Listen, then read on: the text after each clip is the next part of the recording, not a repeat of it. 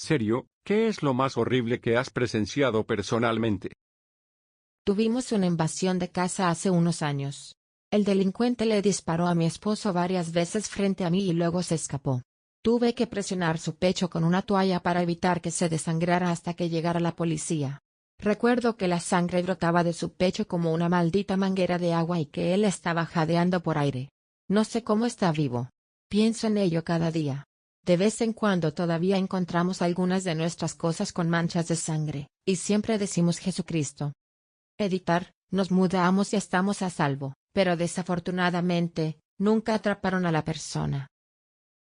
Solía trabajar en una unidad respiratoria en un hospital. Una anciana que tenía traqueología crónica, había estado en una durante tal vez alrededor de un año y con su edad, piel delicada y falta de buenos cuidados en el hospital anterior. La traqueostomía el sitio se había descompuesto, y desprendido lo suficiente como para crear un agujero en la parte delantera de su cuello en el que podría haber encajado mi puño del tamaño de un adulto. Y ella todavía estaba viva. Primero y afortunadamente la única vez que he visto la garganta, tráquea, esófago de una persona que aún vive. Fue espantoso. Similar a esto. Estuve en un in-n-out aquí en Los Ángeles, y estoy acostumbrado a que las personas sin hogar me pidan dinero y comida. Este chico me preguntó y me di la vuelta y santo Jesús, su ojo y la mayor parte de su mejilla habían desaparecido por completo, de modo que podía ver los músculos moviéndose dentro de su cabeza cuando hablaba. Se parecía a Gus Fring en Breaking Bad después de que estallara la bomba. Durante mis años universitarios asistí a un partido de baloncesto, ya vi un chico que sufrió un infarto y murió. La parte horrible fue antes de que se lo llevaran. Los paramédicos estaban allí haciendo compresiones en el pecho en su pálido cuerpo durante lo que pareció una eternidad, mientras la multitud sin pretensiones en el estadio seguía vitoreando, riendo y celebrando mientras este hombre estaba muerto allí mismo. Vi algunos accidentes en los juegos de la escuela secundaria donde sacaron gente en camillas. He visto fracturarse 2 cuellos en eventos deportivos. Uno fue un juego de fútbol americano de alto riesgo en mi segundo año. Simplemente se quedó flácido en el campo. Yo estaba en la banda, así que tuvimos un corte de emergencia para tocar, y mientras todos los demás en el estadio estaban en silencio por respeto al niño, las personas a mi alrededor simplemente continuaron como si nada. El otro era un juego de baloncesto de chicas. Realmente no recuerdo cómo sucedió, pero lo siguiente que sé es que está en la cancha. Los paramédicos tardaron unos 15 minutos en llegar allí, y cuando la sacaron en un tablero, el Centro de Artes Escénicas se había incendiado y todos fuimos evacuados de la escuela. El tercero mayor fue en un combate de lucha libre. En realidad, era alguien a quien mi familia y yo conocíamos bastante bien. Mi hermano luchó con él. El oponente lo agarró por la rodilla, tiró a la derecha y le dislocó la rótula. Algunas personas dicen que vieron el hueso moverse a una parte completamente diferente de su rodilla. El grito que dejó escapar este pobre niño todavía está grabado en mi cabeza, y fue hace casi 5 años. Trabajo en el hospital que se llevó a la mayoría de las víctimas del tiroteo del Festival de la Cosecha de la Ruta 91 en Las Vegas el 1 de octubre. Creo que sigue siendo el tiroteo masivo más grande de la historia de Estados Unidos. Esta no es mi cuenta personal. No trabajaba aquí en ese momento. Pero vale la pena compartir la perspectiva de los empleados del hospital que sí lo hicieron. De hecho, estábamos hablando de esto esta noche, así que esta es una paráfrasis cercana de la historia exacta que escuché. La primera hora fue un caos. Ninguno de nosotros sabía que era un tiroteo masivo. Nos llamaron a la unidad de trauma por múltiples heridas de bala. Inicialmente éramos 3 terapeutas respiratorios, además de las enfermeras médicos de trauma. No fue hasta que llegó el sexto que finalmente le pregunté al paramédico qué estaba pasando. Desde su perspectiva, todos estaban muertos allí. Ya sabes, el tiroteo comenzó y todos se agacharon, pero él se detuvo y solo vio a todos después de que ellos bajaron. Pensó que miles de personas estaban muertas. Así que nos asustamos. Llamé a nuestro jefe, las enfermeras llamaron al director de trauma y le dijimos que necesitábamos a todos. Recuerdo cuando realmente empezaron a llegar. Instalamos una estación de triaje fuera de la bahía de ambulancias. Esos muchachos hicieron un trabajo increíble. Si necesitaban que les pusieran un ventilador, los llevaban a traumatismo, se colocó el tubo y luego se llevaron inmediatamente a la cirugía. El quirófano estaba repleto de pacientes. Los pacientes morían en camas esperando la cirugía en el pasillo. Estábamos colocando a 3 pacientes con ventilador en una habitación en la SUSI, diseñado para un paciente. No sentí que estaba en el trabajo en absoluto. Fue como un sueño. Estaba en un lugar al que iba a trabajar todos los días, pero todos mis pacientes usaban sombreros de vaquero, botas de vaquero, camisas a cuadros y todos estaban ensangrentados. Las enfermeras, los RT y los médicos estaban trabajando con sus ropas de calle. Todos vinieron. Fue realmente increíble. Las enfermeras pediátricas, las enfermeras neonatales, las enfermeras de medicina general de emergencia estaban todas en la sala de emergencias haciendo cosas que nunca antes habían hecho, pero todas hicieron que funcionara. No trazaste nada. Una enfermera estaba en la Pyxis, máquina dispensadora de medicamentos, luciendo asustada tratando de sacar medicamentos para una persona. Le dije que lo tomara todo. Lo necesitaríamos todo.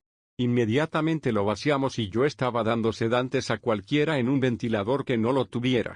No sabía cuánto dar y ni siquiera tenía licencia para hacerlo, pero no importaba. Nunca hubo suficientes cuerpos para hacer todo. Codificaba a los pacientes con una enfermera, solo ella y yo. Yo los embolsaría, respiraría, y les daría compresiones en el pecho al mismo tiempo mientras ella comenzaba las vías intravenosas y administraba los medicamentos. Estarían muertos frente a nosotros y ella querría llamar al médico para pronunciarlos, pero rápidamente comprendimos que no tendríamos tiempo para eso. Estaban simplemente muertos y tuvimos que codificar el siguiente. A los que solo les dispararon en el brazo o algo muy lindo, siempre nos decían que estaban bien, y que fuéramos a ayudar a los que realmente lo necesitaban. No sabíamos el nombre de todos. Todos tenían un nombre de marcador de posición, John Doe, pero le daban el mismo marcador de posición a 3 o 4 personas diferentes. Nos tomó un tiempo arreglar eso. Después de aproximadamente 2 horas, teníamos un sistema inactivo para llevar a todos a donde tenían que ir. Antes del tiroteo, teníamos unos 50 ventiladores en funcionamiento. Después de que terminó la noche, teníamos como 110. Nos quedaban menos de 10 en el hospital, pero nunca se nos acabaron. Simplemente funcionó. Siempre que un paciente moría, simplemente lo quitamos y volvíamos a colocar la máquina para el siguiente paciente. A medida que pasaba el tiempo y llegaba más gente a ayudar, la locura se convirtió en una máquina bien engrasada en un tiempo notablemente rápido. Como menos de 3 horas después de que llegara el primer paciente, lo teníamos bajo control. Fue lo más impresionante que he visto en mi carrera. Incluso pudimos ir a casa a tiempo. Los cambiadores de día que se suponía que iban a llegar a la mañana siguiente llegaron temprano de todos modos. Incluso hablando de eso ahora, esa noche no se sintió como un trabajo. No estabas trabajando, solo estabas ayudando. En comparación con algunos de los comentarios, esto es bastante dócil, pero se me ha quedado atascado en la cabeza desde que tenía unos 8 años. Teníamos un nido de mirlos en nuestro garaje. Papá dejó de estacionar su auto en él. Mantuvo la puerta cerrada y la ventana abierta, y ocasionalmente nos llevaba a mi hermano, entonces 5, y a mí y nos levantaba para ver a los polluelos. Estábamos tan emocionados de verlos crecer. El día que huyeron, nuestros vecinos, viejos bastardos gruñones en el mejor de los casos, colocaron trampas para ratones cebadas con pan, atraparon a todos y cada uno de nuestros mirlos bebés, y se los dieron a su perro para que los rematara. Mi hermano y yo estábamos al otro lado de la cerca gritando y llorando. Mamá salió, pero simplemente nos guió adentro porque también tenía miedo de los vecinos. Y estaban haciendo esto para entretener a sus nietos. En J.R. High. Durante una clase de gimnasia, no me sentía bien, así que no participé en la clase. Estaban haciendo carreras de relevos, una chica tropezó y se cayó. Se rompió la pierna tan gravemente que parecía una rodilla extra. Estuvo en tracción durante casi 6 meses. Más recientemente, estábamos haciendo recados y pasamos por un accidente de motocicleta. Una persona estaba sentada en la acera, y se balanceaba de un lado a otro. La otra no era más que un trozo de carne, tirada en medio de la carretera. Afortunadamente, alguien la había cubierto con un abrigo grande. No podría sacarme esa imagen de la cabeza durante casi 6 meses. Todavía aparece en mí, de vez en cuando. Hace unos 10 años, solía ser voluntario en búsqueda y rescate en el condado de Ravalli. La mayoría de las veces era solo gente que se perdía o alguien con una pierna rota que necesitaba ser sacado. Sin embargo, de vez en cuando, había algo realmente horrible. Una vez, pasamos varios días buscando a un escalador perdido. El individuo había escalado solo, por lo que nadie sabía realmente dónde estaba, excepto en Bloodhead Canyon, en algún lugar. Finalmente, algunos miembros del equipo vieron a un par de osos negros alimentándose de algo en un pequeño barranco. Cuando pudimos acceder a la escena, resultó que el escalador desaparecido se había caído de la cara que estaban escalando y muy probablemente murió en el impacto, o poco después. Entonces, los osos encontraron el cuerpo y se alimentaron de él. El cuerpo había sido destrozado y esparcido por un área significativa. Tuvimos que recoger lo que pudimos, meterlo en una bolsa para cadáveres y empacarlo. Entré a mi papá momentos después de que apuñalara y matara a mi madrastra. Estaba sentado tranquilamente en su sofá sin camisa, cubierto de sangre. Le habían diagnosticado cáncer de pulmón en etapa 4 unos 6 meses antes. El cáncer se había extendido de los pulmones al cerebro y, sin que nosotros lo supiéramos, se habían desarrollado 2 tumores que estaban presionando algunas áreas vitales de su cerebro.